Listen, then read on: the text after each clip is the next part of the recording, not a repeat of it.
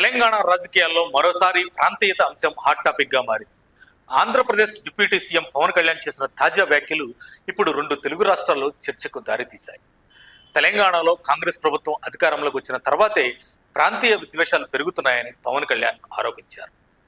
తెలంగాణ భారతదేశంలో ఒక అంతర్భాగమే కదా, తెలంగాణ ఏమైనా పాకిస్తాన్లో ఉందా? భారతదేశంలో ఎవరు ఎక్కడికైనా వెళ్ళవచ్చు, రావచ్చు.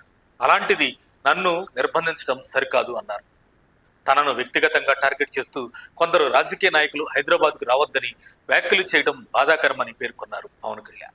తెలంగాణలోకి రావద్దని చెప్పడం తన ప్రాథమిక హక్కులకు భంగం కలిగించడమేనని పవన్ స్పష్టం చేశారు.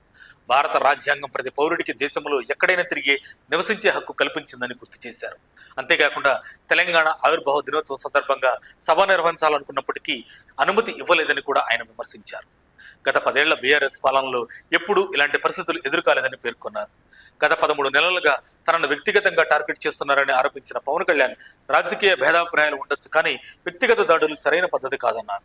హైదరాబాద్కు రావద్దని చెప్పేవారికి ఘాటుగా సమాధానం ఇచ్చిన ఆయన, అలా అయితే రాహుల్ గాంధీకి దక్షిణ భారతదేశంతో సంబంధం లేదని కూడా చెప్పాల్సి వస్తుందని వ్యాఖ్యానించారు. ఉత్తర భారతదేశం, దక్షిణ భారతదేశం అనే విభజన భావన దేశానికి మంచిది కాదని పవన్ కళ్యాణ్ అభిప్రాయపడ్డారు. దేశ ఐక్యత, సమైక్యతను దెబ్బతీసేలా ప్రాంతాల మధ్య విభేదాలు సృష్టించడం ప్రమాదకరమని హెచ్చరించారు. ముఖ్యంగా ఒక రాష్ట్ర ముఖ్యమంత్రి హోదాలో ఉన్న వ్యక్తి ఉత్తరాది, దక్షిణాది అనే భావనలను ప్రోత్సహించేలా మాట్లాడకూడదని పవన్ కళ్యాణ్ సూచించారు. దేశ సమగ్రతకు ప్రాధాన్యం ఇవ్వాల్సిన బాధ్యత రాజకీయ నాయకులందరిపై ఉందన్నారు. ఇప్పుడు పవన్ కళ్యాణ్ చేసిన ఈ వ్యాఖ్యలు తెలంగాణ రాజకీయాల్లో కొత్త చర్చకు దారితీశాయి. ప్రాంతీయత రాజకీయాలు నిజంగానే పెరుగుతున్నాయా, లేక ఇది కేవలం రాజకీయ విమర్శలేనా? మీ అభిప్రాయాన్ని కామెంట్ చేయండి.